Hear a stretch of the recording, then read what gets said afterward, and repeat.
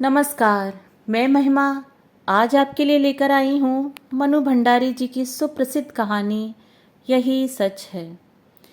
दोस्तों, इस कहानी पर 1974 में रजनीगंधा फिल्म का निर्माण हुआ और उसे उस समय की सर्वश्रेष्ठ फिल्म का पुरस्कार भी मिला। दोस्तों, यदि आपको कहानी पसंद आए तो मेरे चैनल को सब्सक्राइब और मेरी वीडियो को लाइक और शेयर करना ना भूलें। तो आइए कहानी की शुरुआत करते हैं। कानपुर। सामने आंगन में फैली धूप सिमटकर दीवारों पर चढ़ गई और कंधे पर बस्ता लटकाए नन्हे नन्हे बच्चों के झुंड दिखाई दिए तो एकाएक ही मुझे समय का आभास हुआ। घंटा भर हो गया यहाँ खड़े खड़े और संजय का अभी तक पता नहीं। झुंझलाती सी मैं कमरे में आती हूँ।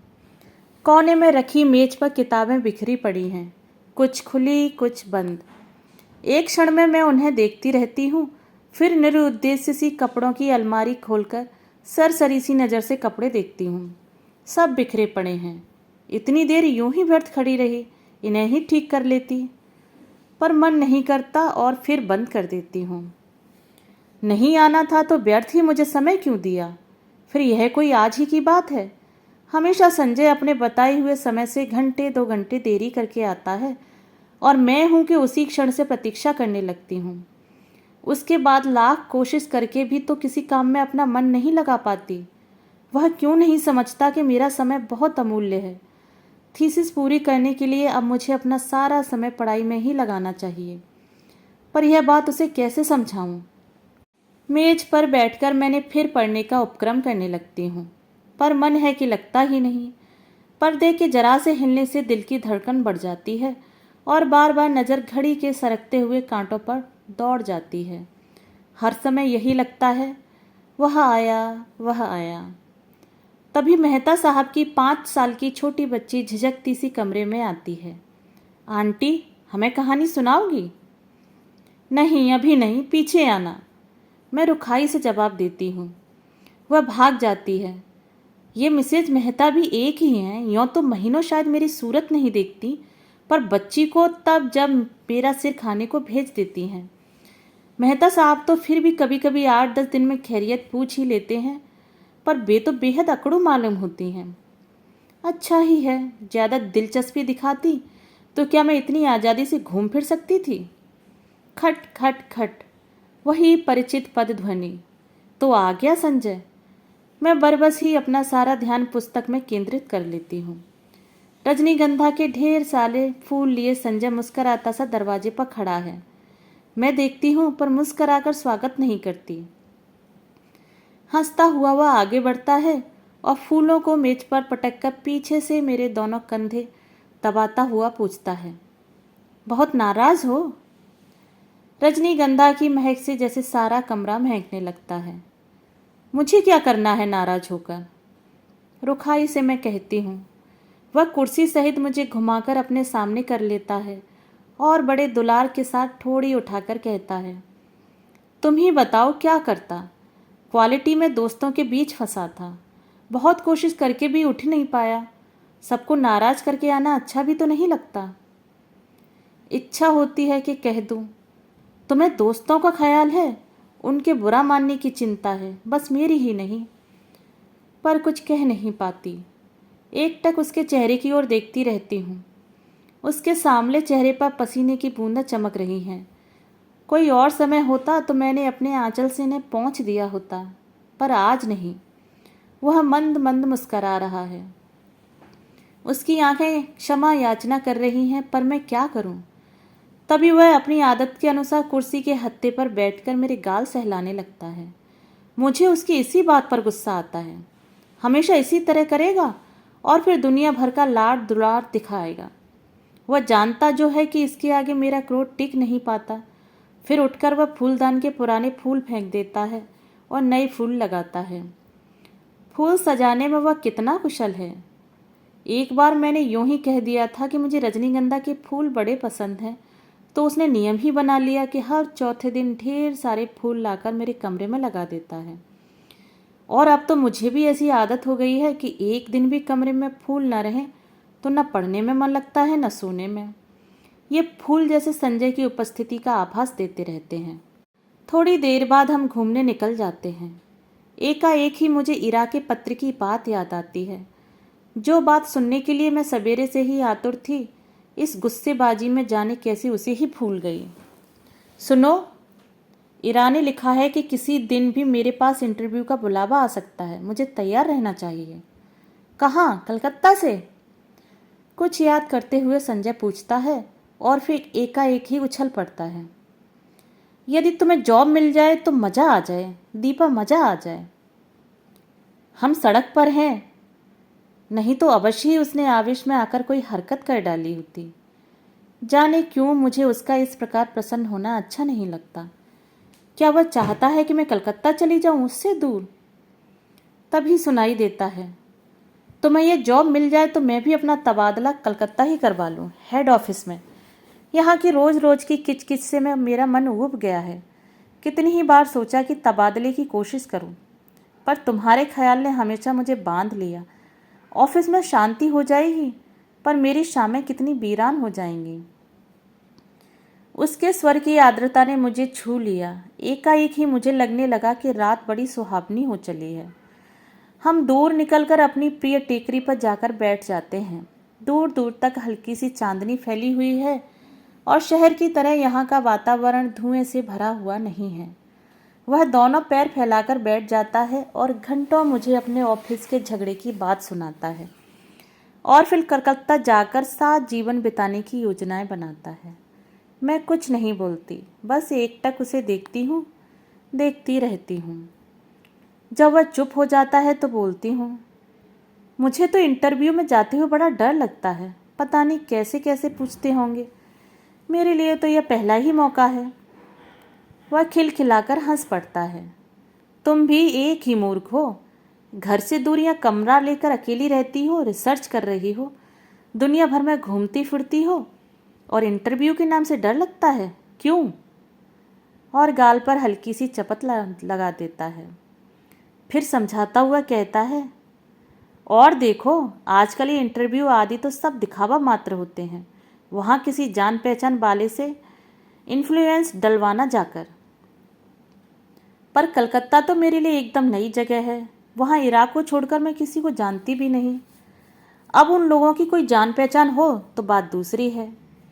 असहाय सी मैं कहती हूँ, और किसी को नहीं जानती? फिर मेरे चेहरे पर नजरें गड़ाकर पूछता है, निशीत भी तो वहीं है।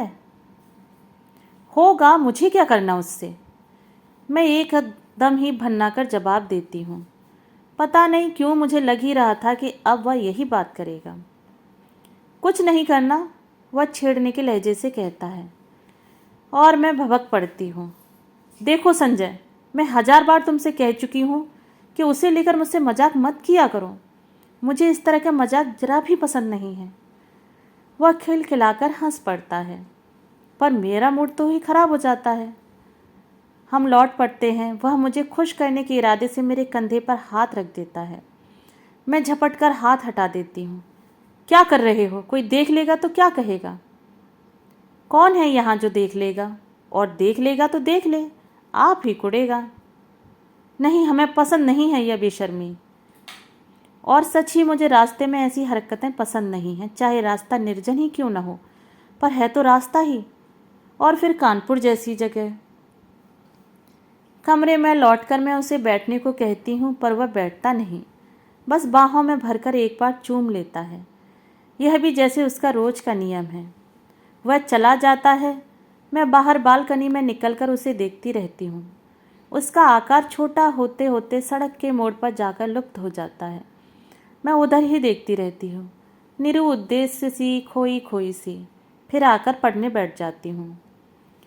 रात में सोती हूँ तो देर तक मेरी आंखें मेज पर लगे रजनीगंधा के फूलों को ही निहारती रहती हैं। जाने क्यों अक्सर मुझे भ्रम हो जाता है कि ये फूल नहीं हैं, मानो संजय की अनेक अनेक आंखें हैं जो मुझे ही देख रही हैं, सहला रही हैं, दुलार रही हैं, और अपने को यूँ असंख्य आंखों से निरंतर देखे जाने की कल्पना से ही मैं लजा जाती हूँ।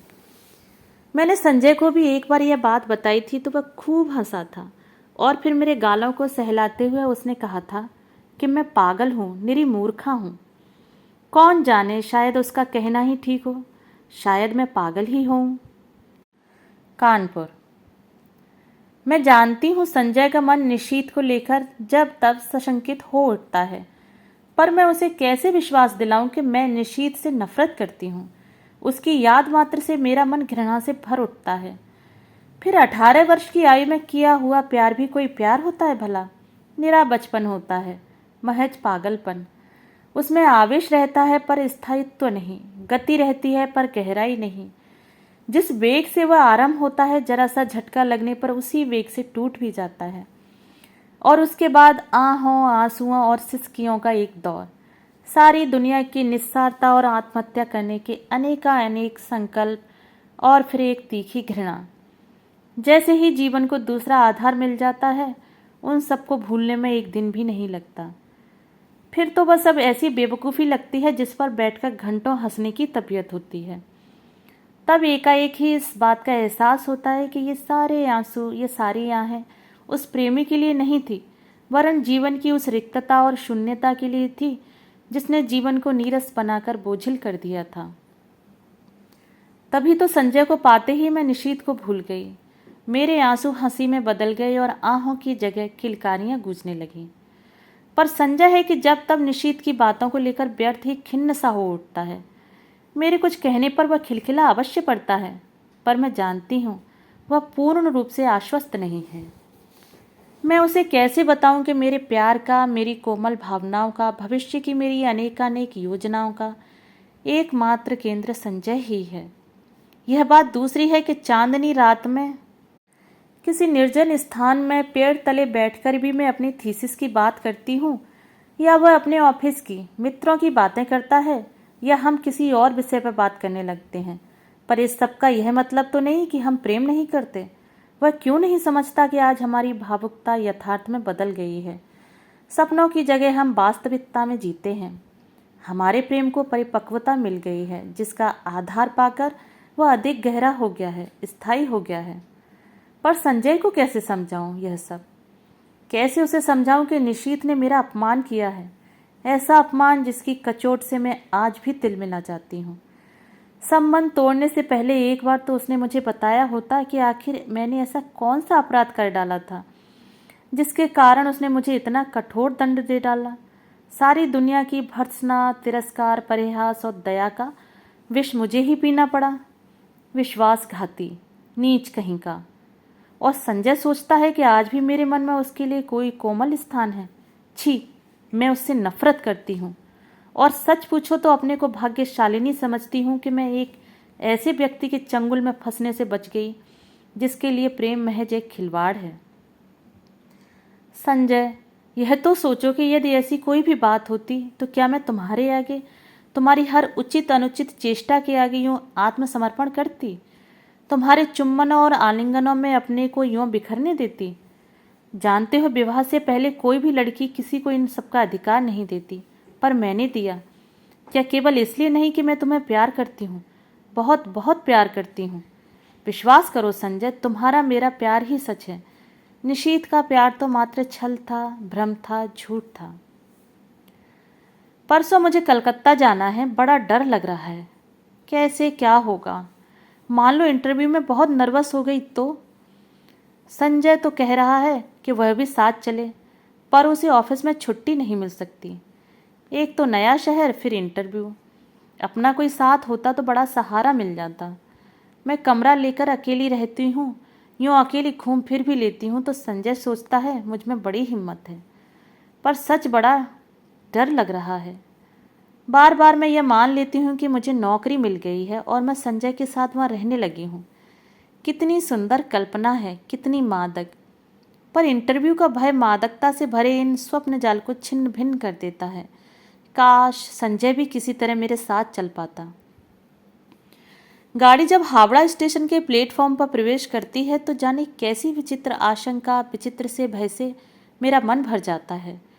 प्लेटफॉर्म पर खड़े असंख्य नर नारियों में मैं इरा को ढूंढती हूँ, वह कहीं दिखाई नहीं देती। नीचे उतरने के बजाय खिड़की में से ही दूर दूर तक नजरें दौड़ाती हूँ। आखिर एक कुली को बुलाकर अपना छोटा सा सूटकेस और बिस्तर उतारने का आदेश दे मैं नीचे उतर पड़ती हूँ। उस भीड़ को देखकर मेरी दहशत जैसे और बढ़ जाती है। तभी किसी के हाथ के स्पर्श से मैं बुरी तरह चौंक जाती हूँ। पीछे देखती हूँ तो इरा खड़ी है। रूमाल से चेहरे का पसीना पोंछते हुए कहती हूँ, ओफ, तुझे न देखकर मैं घबरा रही थी कि तुम्हारे घर कैसे पहुँचूंगी। बाहर आकर हम टैक्सी में बैठते हैं। अभी तक मैं स्वस्थ नहीं हो पाई हूँ। जैसे ही हावड़ा पुल गाड़ी पहुँचती है, हुगली के जल को स्पर्श करती हुई ठंडी हवाएं तन मन को एक ताजगी से भर देती हैं। इरा मुझे इस पुल की विशेषता बताती है और मैं विस्मित सी उस पुल को देखती हूँ। दूर दूर तक फैले हुगली के विस्तार को देखती हूँ। उसकी छाती पर खड़ी हो विहार करती अनेक नौकाओं को देखती हूँ, बड़े बड़े जहाज़ों को देखती हूँ। उसके बाद बहुत सी भीड़ भरी सड़कों पर हमारी टैक्सी रुकती रुकती चलती है। ऊंची ऊंची इमारतों और चारों ओर के वातावरण से कुछ विचित्र सी विराटता का आभास होता है और इस सब के बीच जैसे मैं अपने को बड़ा खोया खोया सा महसूस करती हूँ। कहाँ पटना और कानपुर और कहाँ यह कलकत्ता। मैंने तो आज तक कभी बहुत बड़े शहर देखे ही नहीं। सारी भीड़ को चीरकर हम रेड रोड पर आ जाते हैं। चौड़ी शांत सड़क, मेरे दोनों ओर लंबे चौड़े खुले मैदान। क्यों इरा, कौन कौन लोग होंगे इंटरव्यू में? मुझे तो बड़ा डर लग रहा है। अरे सब ठीक हो जाएगा। तू और डर? हम जैसे डरें तो कोई और बात भी है। जिसने अपने सारा कैरियर अपने आप बनाया, भला इंटरव्यू में डरे? फिर कुछ देर ठहर कर कहती है, अच्छा भैया भाभी तो पटना ही होंगे, जाती है कभी उनके पास भी या नहीं? कानपुर आने के बाद एक बार गई थी, कभी कभी यूं ही पत्र लिख देती हूँ। भाई कमाल के लोग हैं, बहन को भी नहीं निभा सके। मुझे यह प्रसंग कतई पसंद नहीं। मैं नहीं चाहती कि कोई इस विषय पर बात करे। मैं मौन ही रहती हूँ। इरा का छोटा सा घर है, सुंदर ढंग से सजाया हुआ। उसके पति के दौरे पर जाने की बात सुनकर पहले तो मुझे अफसोस हुआ था, वे होते तो कुछ मदद ही करते। पर फिर एकाएक लगा कि उनकी अनुपस्थिति में मैं शायद अधिक स्वतंत्रता का अनुभव कर सकूं। उनका बच्चा भी बड़ा प्यारा है। शाम को इरा मुझे कॉफ़ी हाउस ले जाती है। अचानक मुझे वहाँ निशीथ दिखाई देता है। मैं शक पकाकर नज़र घुमा लेती हूँ, पर वह हमारी मेज पर ही आ पहुँचता है। विवश होकर मुझे उधर देखना पड़ता है, नमस्कार भी करना पड़ता है, इरा का परिचय भी करवाना पड़ता है। इरा पास की कुर्सी पर बैठने का निमंत्रण दे देती है। मुझे लगता है जैसे मेरी सांस रुक जाएगी। कब आई? आज सवेरे ही। अभी ठहरोगी? ठहरी कहाँ हो?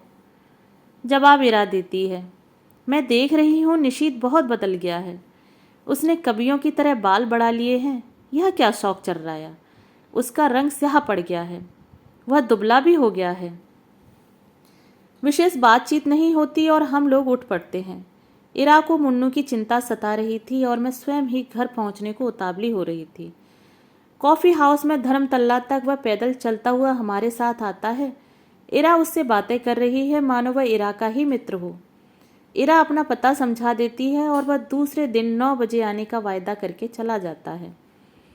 पूरे 3 साल बाद निशीथ का यूं मिलना, न चाह कर भी जैसे सारा अतीत आंखों के सामने खुल जाता है। बहुत दुबला हो गया है निशीथ। लगता है जैसे मन में कहीं कोई गहरी पीड़ा छिपाए बैठा है।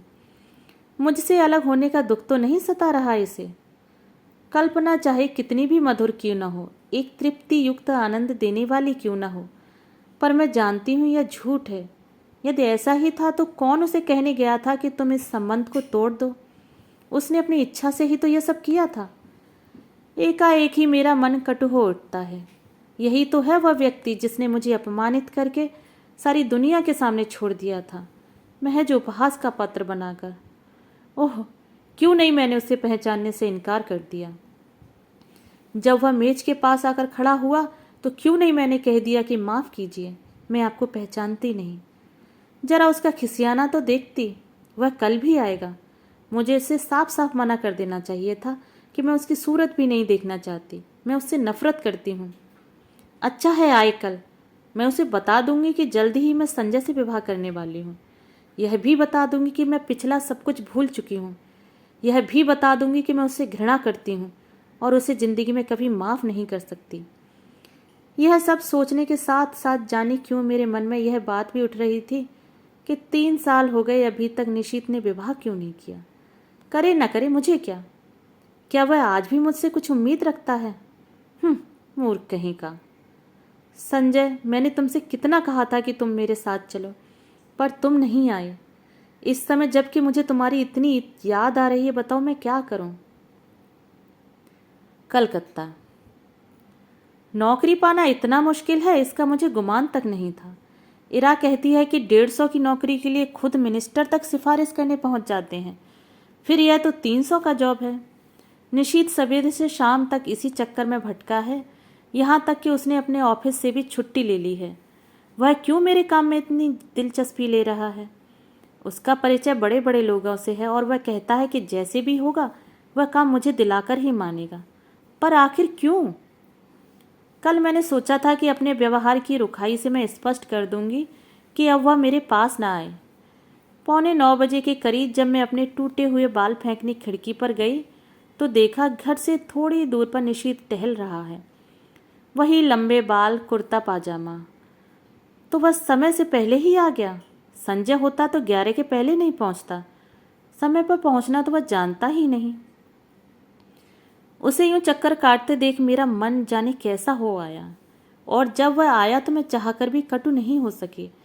मैंने उसे कलकत्ता आने का मकसद बताया तो लगा कि वह बड़ा प्रसन्न हुआ। वहीं बैठे बैठे फ़ोन करके उसने इस नौकरी के संबंध में सारी जानकारी प्राप्त कर ली।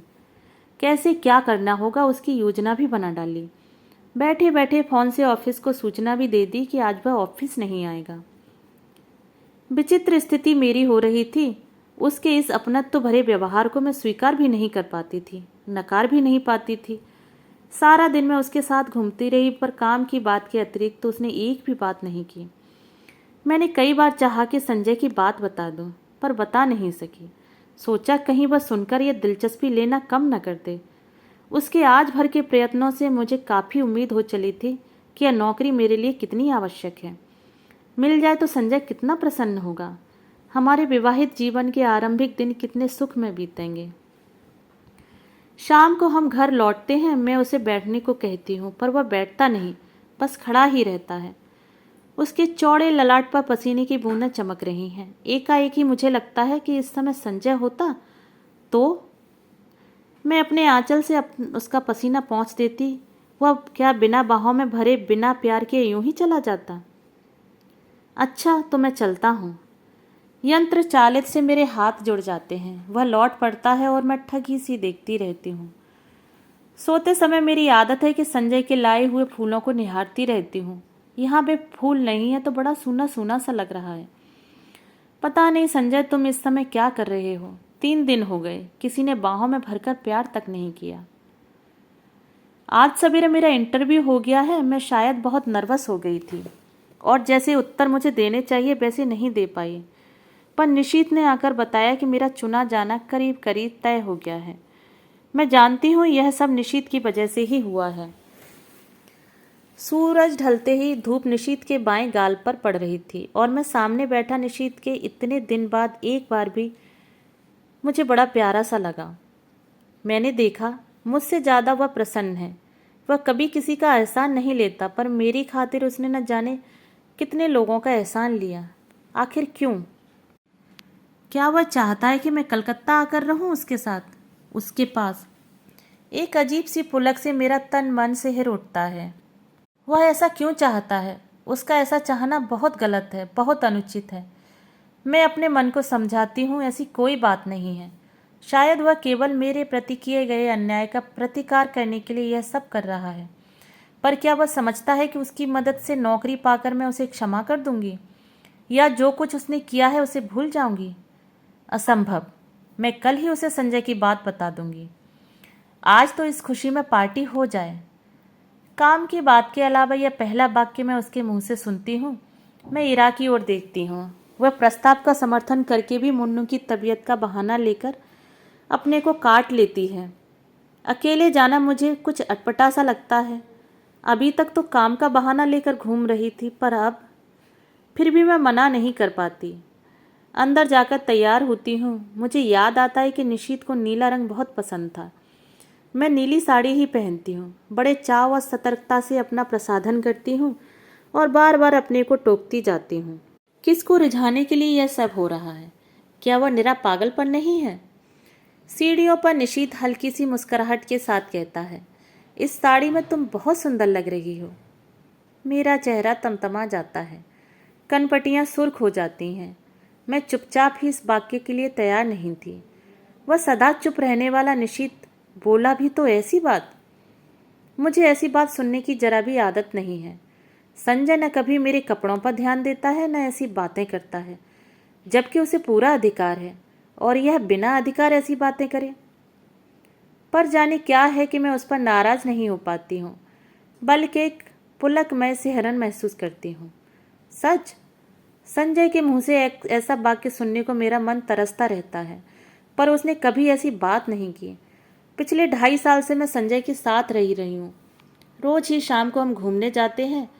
कितनी ही बार मैंने श्रृंगार किया, अच्छे कपड़े पहने, पर प्रशंसा का एक शब्द भी उसके मुंह में नहीं आया। इन बातों पर उसका ध्यान ही नहीं जाता। यह देखकर भी जैसे यह सब नहीं देख पाता। वह वाक्य को सुनने के लिए तरसता हुआ मेरा मन जैसे रस से नहा जाता है। पर निशीथ ने यह बात क्यों कही? उसे क्या अधिकार है? क्या सचमुच ही उसे अधिकार नहीं है? नहीं है। जाने कैसी मजबूरी है, कैसी विवशता है कि मैं इस बात का जवाब नहीं दे पाती हूँ। निश्चयात्मक दृढ़ता से नहीं कह पाती कि साथ चलते इस व्यक्ति को सचमुच ही मेरे विषय में ऐसी अवांछित बात कहने का कोई अधिकार नहीं है। हम दोनों टैक्सी में बैठते हैं। मैं सोचती हूँ आज मैं से संजय की बात बता दूंगी। Sky room. निशीथ टैक्सी वाले को आदेश देता है। टुन की घंटी के 7 मीटर डाउन होता है और टैक्सी हवा से बातें करने लगती है। निशीथ बहुत सतर्कता से कोने में बैठा है, बीच में अपनी जगह छोड़कर कि यदि हुचकोला खाकर टैक्सी भी रुके तो हमारा स्पर्श न हो। हवा के झोंके से मेरी रेशमी साड़ी का पल्लू उसके समूचे बदन को स्पर्श करता हुआ उसकी गोदी में पड़कर फहर फराता है। वह उसे हटाता नहीं है। मुझे लगता है कि रेशमी सुवासित पल्लू उसके तन मन को रस से भिगो रहा है। यह स्पर्श उसे पुलकित कर रहा है। मैं विजय के अकथनीय आह्लाद से भर जाती हूँ। आज भी मैं संजय की बात नहीं कर पाती, चाह कर भी नहीं कह पाती। अपनी इस विवशता पर मुझे खींच भी आती है, पर मेरा मुंह है कि खुलता ही नहीं। मुझे लगता है कि मैं जैसे कोई बहुत बड़ा अपराध कर रही हूँ, पर फिर भी मैं कुछ नहीं कह सकी। यह निशीथ कुछ बोलता क्यों नहीं? उसका यूं कोने में दुबक कर निर्विकार भाव से बैठे रहना मुझे कतई अच्छा नहीं लगता। एकाएक ही मुझे संजय की याद आने लगती है। इस समय वह यहाँ होता तो उसका हाथ मेरी कमर में लिपटा होता। यूं सड़क पर ऐसी हरकतें मुझे स्वयं पसंद नहीं, पर जाने क्यों किसी की बाहों की लपेट के लिए मेरा मन ललक उठता है। मैं जानती हूँ कि जब निशीथ बगल में बैठा हो उस समय ऐसी इच्छा करना या ऐसी बात सोचना भी कितना अनुचित है, पर मैं क्या करूँ? जितनी द्रुत गति से टैक्सी चली आ रही है, मुझे लगता है उतनी ही द्रुत गति से मैं भी बही जा रही हूँ, अनुचित अवांछित दिशाओं की ओर। टैक्सी झटका खाकर रुकती है तो मेरी चेतना लौटती है। मैं जल्दी से दाहिनी ओर का फाटक खोलकर कुछ इस हड़बड़ी में नीचे उतर पड़ती हूँ, मानो अंदर निशीथ मेरे साथ कोई बदतमीजी कर रहा हो। अजी, इधर से उतरना चाहिए, टैक्सी वाला कहता है। मुझे अपनी गलती का भान होता है। उधर निशीथ खड़ा है, इधर मैं बीच में टैक्सी। पैसे लेकर टैक्सी चली जाती है तो हम दोनों एक दूसरे के आमने सामने खड़े हो जाते हैं। एकाएक ही मुझे ख्याल आता है कि टैक्सी के पैसे तो मुझे ही देने चाहिए थे, पर अब क्या हो सकता था। चुपचाप हम दोनों अंदर जाते हैं। आसपास बहुत कुछ है, चहल पहल, रोशनी, रौनक, पर मेरे लिए जैसे सबका अस्तित्व ही मिट जाता है। मैं अपने को सबकी नज़रों से ऐसे बचाकर चलती हूँ माने मैंने कोई अपराध कर डाला हो और कोई मुझे पकड़ लेगा। क्या सचमुच ही मुझसे कोई अपराध हो गया है? आमने सामने हम दोनों बैठ जाते हैं। मैं होस्ट हूँ, फिर भी उसका पार्ट वही अदा कर रहा है, वही ऑर्डर देता है। बाहर की हलचल और उससे अधिक मन की हलचल में मैं अपने को खोया खोया सा महसूस करती हूँ। हम दोनों के सामने बैरा, कोल्ड कॉफ़ी के गिलास और खाने का कुछ सामान रख जाता है। मुझे बार बार लगता है कि निशीथ कुछ कहना चाह रहा है। मैं उसके होठों की धड़कन तक महसूस करती हूँ। वह जल्दी से कॉफ़ी का स्ट्रॉ मुंह से लगा लेता है। मूर्ख कहीं का। वह सोचता है मैं बेवकूफ़ हूँ। मैं अच्छी तरह जानती हूँ कि इस समय वह क्या सोच रहा है। 3 दिन साथ रहकर भी हमने उस प्रसंग को नहीं छेड़ा। शायद नौकरी की बात ही हमारे दिमागों पर छाई थी, पर आज आज अवश्य ही वह बात आएगी।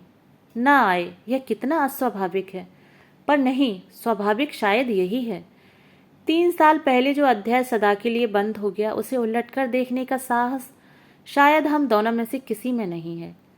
जो संबंध टूट गए टूट गए, अब उन पर कौन बात करे। मैं तो कभी नहीं करूँगी, पर उसे तो करना चाहिए।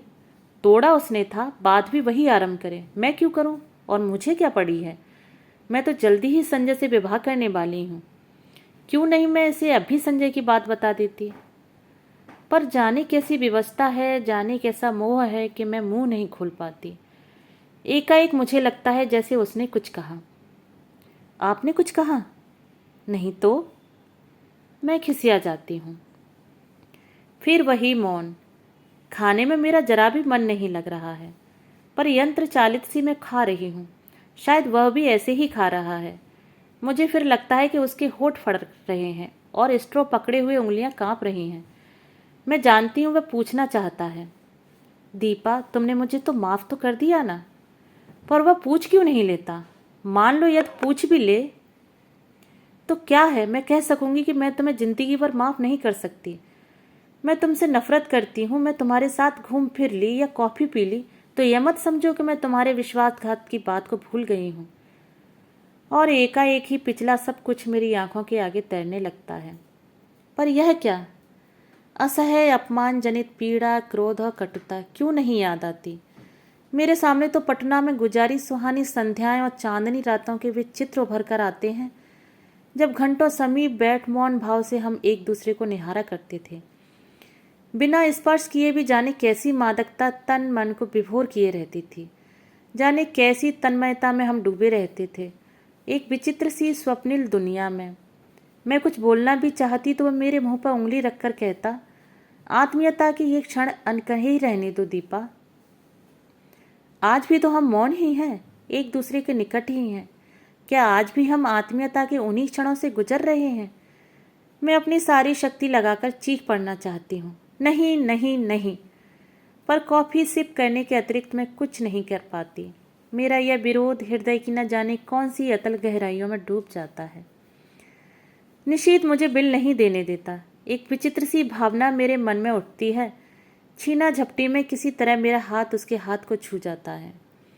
मैं अपने स्पर्श से उसके मन के तारों को झनझना देती हूँ, पर वैसा अवसर नहीं आता। बिल वही देता है, मुझसे तो विरोध भी नहीं किया जाता। मन में प्रचंड तूफान, पर फिर भी निर्विकार भाव से मैं टैक्सी में आकर बैठती हूँ। फिर वही मौन, वही दूरी। पर जाने क्या है कि मुझे लगता है कि निश्चित मेरे बहुत निकट आ गया है, बहुत ही निकट। बार बार मेरा मन करता है कि क्यों नहीं निशीथ मेरा हाथ पकड़ लेता, क्यों नहीं मेरे कंधे पर हाथ रख देता। मैं जरा भी बुरा नहीं मानूंगी, जरा भी नहीं, पर वह कुछ भी तो नहीं करता। सोते समय रोज की तरह मैं आज भी संजय का ध्यान करते हुए सोना चाहती हूँ, पर निशीथ है कि बार बार संजय की आकृति को हटाकर स्वयं आ खड़ा होता है। अपनी मजबूरी पर खींच जाती हूँ। आज कितना अच्छा मौका था सारी बात बता देने का, पर मैं जाने कहाँ भटकी थी कि कुछ भी नहीं बता पाई। शाम को मुझे निशीथ अपने साथ लेके गया। पानी के किनारे हम घास पर बैठ गए। कुछ दूर पर कॉफ़ी भीड़ भाड़ और चहल पहल थी, पर यह स्थान अपेक्षाकृत शांत था। सामने से लेकर पानी में छोटी छोटी लहरें उठ रही थीं। चारों ओर के वातावरण का कुछ विचित्र सा भाव मन पर पड़ रहा था। अब तो तुम यहाँ आ जाओगी, मेरी ओर देखकर उसने कहा। हाँ। नौकरी के बाद क्या इरादा है। मैंने देखा उसकी आंखों में कुछ जानने की आतुरता फैलती जा रही है, शायद कुछ कहने की भी। मुझसे कुछ जानकर वह अपनी बात कहेगा। कुछ नहीं, जाने क्यों मैं यह कह गई। कोई है जो मुझे कचोट डाले रहा है। क्यों नहीं मैं बता देती कि नौकरी के बाद मैं संजय से विवाह करूंगी। मैं संजय से प्रेम करती हूँ, वह मुझसे प्रेम करता है। वह बहुत अच्छा है, बहुत ही। वह मुझे अब तुम्हारी तरह धोखा नहीं देगा। पर मैं कुछ भी तो नहीं कह पाती। अपनी इस बेबसी पर मेरी आंखें छल छला जाती हैं। मैं दूसरी ओर मुंह फेर लेती हूँ। तुम्हारे यहाँ आने से मैं बहुत खुश हूँ। मेरी सांस जहाँ की तहाँ रुक जाती है। आगे के शब्द सुनने के लिए पर शब्द नहीं आते। बड़ी कातर, करुण और याचना भरी दृष्टि से मैं उसे देखती हूँ, मानो कह रही हूँ कि तुम कह क्यों नहीं देते निशीथ कि आज भी तुम मुझसे प्यार करते हो। तुम मुझे सदा अपने पास रखना चाहते हो। जो कुछ हो गया है उसे भूलकर तुम मुझसे विवाह करना चाहते हो। कह दो निशीथ, कह दो। यह सुनने के लिए मेरा मन अकुला रहा है, छटपटा रहा है। मैं बुरा नहीं मानूंगी, जरा भी बुरा नहीं मानूंगी। मान ही कैसे सकती हूँ निशीथ? इतना सब हो जाने के बाद भी शायद मैं तुम्हें प्यार करती हूँ। शायद नहीं, सचमुच ही मैं तुम्हें प्यार करती हूँ। मैं जानती हूँ तुम कुछ नहीं कहोगे, सदा के ही मितभाषी जो हो। फिर भी कुछ सुनने की आतुरता लिए मैं तुम्हारी तरफ देखती रहती हूँ। पर तुम्हारी नज़र तो लेक के पानी पर जमी हुई है, शांत मौन। आत्मीयता के एक क्षण अनकहे भले ही रह जाएं, पर अनबूझे नहीं रह सकते। तुम चाहे ना कहो, पर मैं जानती हूँ तुम आज भी मुझे प्यार करते हो, बहुत प्यार करते हो।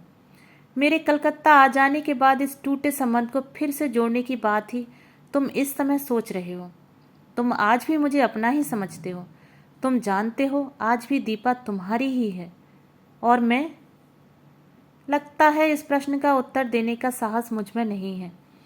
मुझे डर है कि जिस आधार पर मैं तुमसे नफरत करती थी उसी आधार पर कहीं मुझे अपने से नफरत न करनी पड़े। लगता है रात आधी से अधिक ढल चुकी है। मन में उत्कट अभिलाषा लेते हुए निशित की आवश्यक मीटिंग की बात सुनकर मैंने कह दिया कि तुम स्टेशन मत आना। इरा आई थी पर गाड़ी पर बिठाकर ही चली गई, या कहूँ कि मैंने ज़बरदस्ती ही उसे भेज दिया। मैं जानती थी कि लाख मना करने पर भी निशित आएगा और विदा के उन अंतिम क्षणों से मैं उसके साथ अकेले ही रहना चाहती थी। मन में एक दबी सी आशा थी कि चलते समय ही शायद वह कुछ कह दे। गाड़ी चलने में जब 10 मिनट रह गए तो देखा, बड़ी व्यग्रता से डिब्बों में झांकता झांकता निशीथ आ रहा था। पागल, उसे इतना तो समझना चाहिए कि उसकी प्रतीक्षा में मैं यहाँ बाहर खड़ी हूँ। मैं दौड़कर उसके पास जाती हूँ। आप क्यों आए? पर मुझे उसका आना बड़ा अच्छा लगता है। वह बहुत थका हुआ सा लग रहा है। शायद सारा दिन बहुत व्यस्त रहा और दौड़ता दौड़ता मुझे सी ऑफ करने यहाँ आ पहुँचा। मन करता है कुछ ऐसा करूँ जिससे इसकी सारी थकान दूर हो जाए, पर क्या करूँ? हम डिब्बे के पास आ जाते हैं। जगह अच्छी मिल गई। वह अंदर झांकते हुए पूछता है, हाँ, पानी वानी तो है? है। बिस्तर फैला लिया? मैं खींच पड़ती हूँ। वह शायद समझ जाता है, सो चुप हो जाता है। हम दोनों एक क्षण को एक दूसरे की ओर देखते हैं। मैं उसकी आंखों में विचित्र सी छायाएं देखती हूँ, मानो कुछ है जो उसके मन में घुट रहा है, उसे मथ रहा है, पर वह कह नहीं पा रहा। वह क्यों नहीं कह देता? क्यों नहीं अपने मन की इस घुटन को हल्का कर लेता? आज भीड़ विशेष नहीं है, चारों ओर नज़र डालकर वह कहता है। मैं भी एक बार चारों ओर देख लेती हूँ, पर नज़र मेरी बार बार घड़ी पर ही जा रही है। जैसे जैसे समय सरक रहा है, मेरा मन किसी गहरे अवसाद में डूब रहा है। मुझे कभी उस पर दया आती है तो कभी खींच। गाड़ी चलने में केवल 3 मिनट बाकी रह गए हैं। एक बार फिर हमारी नज़रें मिलती हैं। ऊपर चढ़ जाओ, अब गाड़ी चलने वाली है। बड़ी असहाय सी नज़र से मैं उसे देखती हूँ, मानो कह रही हूँ तुम ही चढ़ा दो, और फिर धीरे धीरे चढ़ जाती हूँ। दरवाजे पर मैं खड़ी हूँ और नीचे प्लेटफॉर्म पर वह। जाकर पहुँचने की खबर देना। जैसे ही मुझे इधर कुछ निश्चित रूप से मालूम होगा तो मैं सूचना दूंगा। मैं कुछ बोलती नहीं, बस उसे देखती रहती हूँ। सीटी, हरी झंडी, फिर सीटी। मेरी आंखें छलछला जाती हैं। गाड़ी एक हल्के से झटके के साथ सरकने लगती है। वह गाड़ी के साथ कदम आगे बढ़ाता है और मेरा हाथ धीरे से अपना हाथ रख देता है। मेरा रोम रोम से हर उठता है। मन करता है चिल्ला पड़ूं।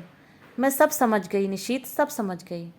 जो कुछ तुम इन 4 दिनों में नहीं कह पाए, वह तुम्हारे इस क्षणिक स्पर्श ने कह दिया। विश्वास करो, यदि तुम मेरे हो तो मैं भी तुम्हारी हूँ, केवल तुम्हारी, एकमात्र तुम्हारी। पर मैं कुछ कह नहीं पाती, बस साथ चलते निशीथ को देखती भर रहती हूँ। गाड़ी की गति पकड़ते हुए हाथ को जरा सा दबाकर छोड़ देता है। मेरी छल छलाई आंखें मुद जाती हैं। मुझे लगता है वह स्पर्श, वह सुख यह क्षण ही सत्य है, बाकी सब झूठ है। अपने को भूलने का, भरमाने का, छलने का असफल प्रयास। आंसू भरी आंखों से मैं प्लेटफॉर्म को पीछे छूटता हुआ देखती हूँ। सारी आकृतियाँ धुंधली सी दिखाई देती हैं। असंख्य हिलते हुए हाथों के बीच निशीथ के हाथ को, उस हाथ को जिसने मेरा हाथ पकड़ा था, ढूंढने का असफल सा प्रयास करती हूँ। गाड़ी प्लेटफॉर्म को पार कर जाती है और दूर दूर तक कलकत्ता की जगमगाती बत्तियां दिखाई देती हैं। धीरे धीरे बस अब दूर हो जाती हैं, पीछे छूटती जाती हैं। मुझे लगता है वह दैत्याकार ट्रेन मुझे मेरे घर से कहीं दूर लेकर जा रही है, अनदेखी अनजानी राहों में गुमराह करने के लिए, भटकाने के लिए। बोझिल मन से मैं अपने फैलाए हुए बिस्तर पर लेट जाती हूँ। आंखें बंद करते ही सबसे पहले मेरे सामने संजय का चित्र उभरता है। कानपुर जाकर मैं उसे क्या कहूँगी? इतने दिनों बाद उससे छलती आई हूँ। मैं उसे सारी बात समझा दूंगी, कहूँगी।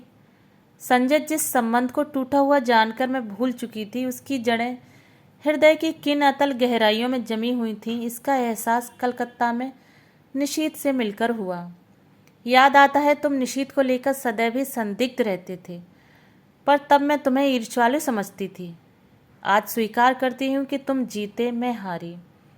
सच मानना संजय, 2.5 साल में स्वयं भ्रम में थी और तुम्हें भी भ्रम में डाल रखा था, पर आज भ्रम के, छलना के सारे ही जाल छिन्न भिन्न हो गए। मैं आज भी निशीथ को प्यार करती हूँ, और यह जानने के बाद एक दिन भी तुम्हारे साथ और छल करने का दुस्साहस कैसे करूँ? आज पहली बार मैंने अपने संबंधों का विश्लेषण किया तो जैसे सब कुछ ही स्पष्ट हो गया, और जब मेरे सामने सब कुछ स्पष्ट हो गया तो तुमसे कुछ भी नहीं छुपाऊंगी। तुम्हारे सामने मैं चाहूँ तो झूठ नहीं बोल सकती।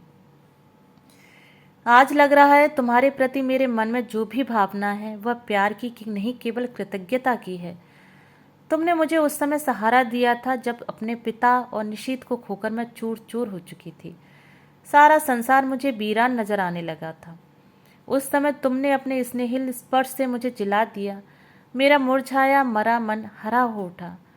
मैं कृत्य हो उठी और समझने लगी कि मैं तुमसे प्यार करती हूँ, पर प्यार की बेसुध घड़ियाँ, बेविभोर क्षण, तन्मयता के बेपल जहाँ शब्द चुक जाते हैं, हमारे जीवन में कभी नहीं आए। तुम ही बताओ, आए कभी? तुम्हारे असंख्य आलिंगनों और चुंबनों के बीच भी एक क्षण के लिए भी तो मैंने कभी तन मन की सुध बिसरा देने वाली पुलक या मादकता का अनुभव नहीं किया। सोचती हूँ निशीथ के चले जाने के बाद मेरे जीवन में एक विराट शून्यता आ गई थी, एक खोखलापन आ गया था। तुमने उसकी पूर्ति की, तुम पूरक थे। मैं गलती से तुम्हें प्रियतम समझ बैठी। मुझे क्षमा कर दो संजय और लौट जाओ। तुम्हें मुझ जैसी अनेक दीपाएं मिल जाएंगी जो सचमुच ही तुम्हें प्रियतम की तरह प्यार करेंगी। आज एक बात अच्छी तरह जान गई हूँ कि प्रथम प्रेम ही सच्चा प्रेम होता है। बाद में किया हुआ प्रेम तो अपने को भूलने का, भरमाने का प्रयास मात्र होता है। इसी तरह की असंख्य बातें मेरे दिमाग में आती हैं और मैं संजय से कहूँगी, कह सकूँगी यह सब, लेकिन कहना तो होगा ही। उसके साथ अब एक दिन भी छल नहीं कर सकती। मन से किसी और की आराधना करके तन से किसी और का अभिनय करती रहूं। छी, नहीं जानती यही सब सोचते सोचते मुझे कब नींद आ गई।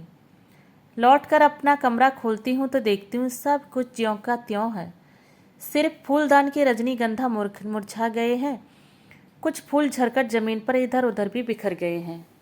आगे बढ़ती हूँ तो जमीन पर पड़ा एक लिफाफा दिखाई देता है। संजय की लिखाई है। खोला तो छोटा सा पत्र था। दीपा, तुमने जो कलकत्ता जाकर कोई सूचना ही नहीं दी। मैं आज ऑफिस के काम से कटक जा रहा हूँ। 5-6 दिन में लौट आऊँगा।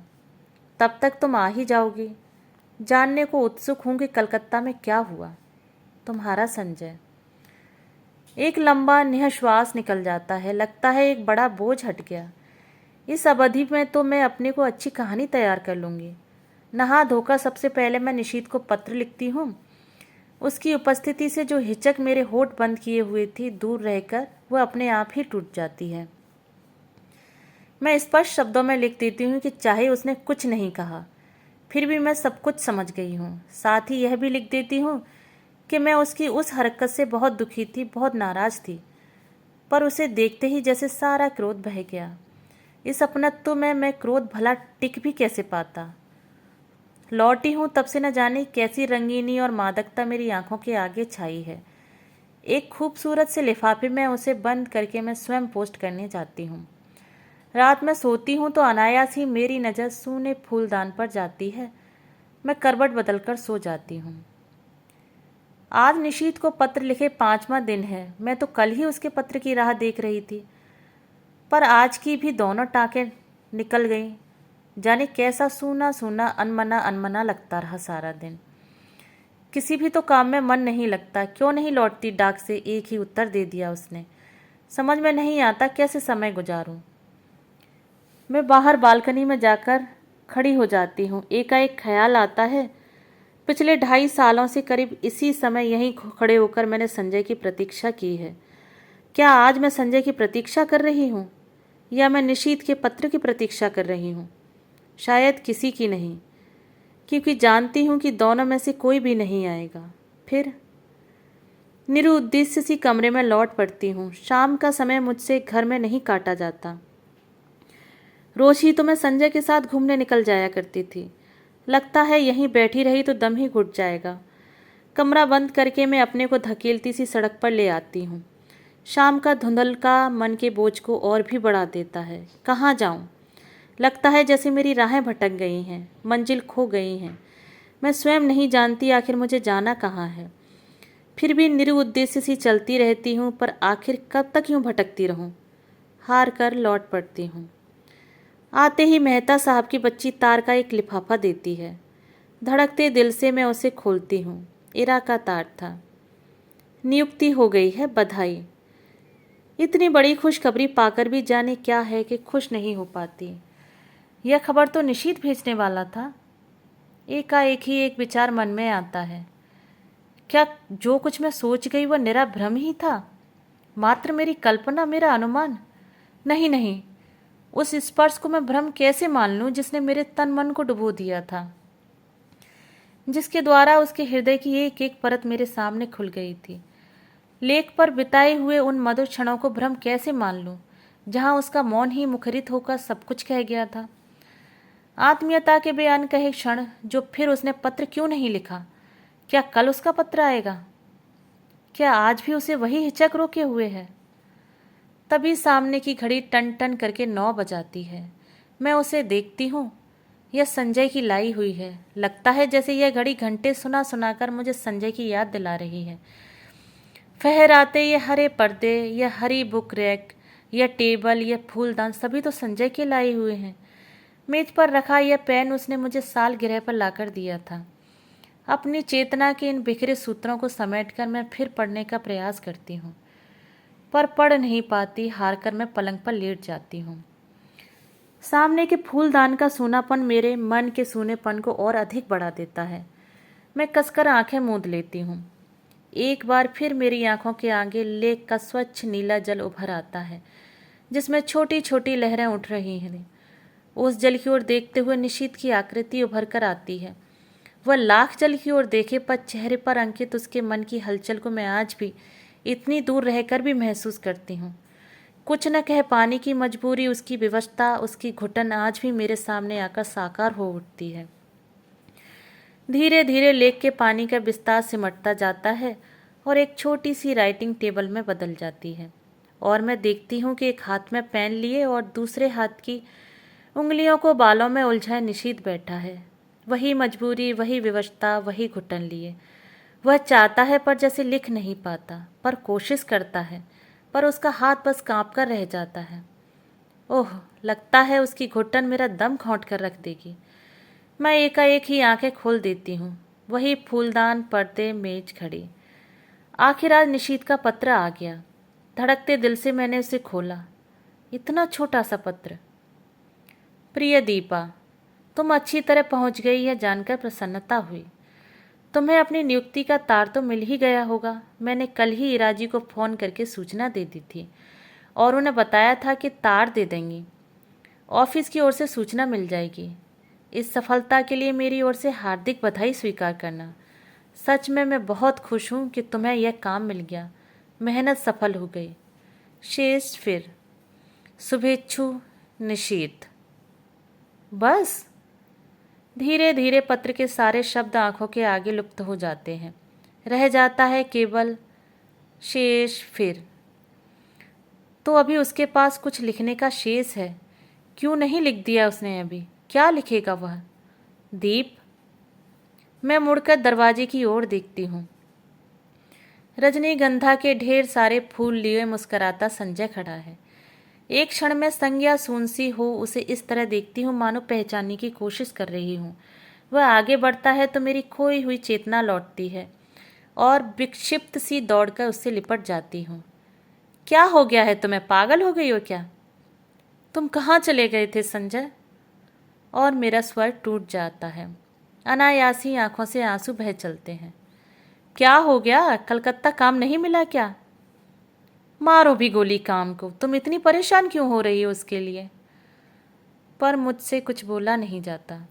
बस मेरी बाहों की जगड़ कसती जाती है, कसती जाती है। रजनीगंधा की महक धीरे धीरे मेरे तन मन पर छा जाती है। तभी मैं अपने भाल पर संजय के अधरों का स्पर्श महसूस करती हूँ और मुझे लगता है कि यह स्पर्श, यह सुख, यह क्षण ही सत्य है। वह सब झूठ था, मिथ्या था, भ्रम था। और हम दोनों एक दूसरे के आलिंगन में बंधे रहते हैं, चुंबित प्रतिचुंबित। कहानी सुनने के लिए धन्यवाद।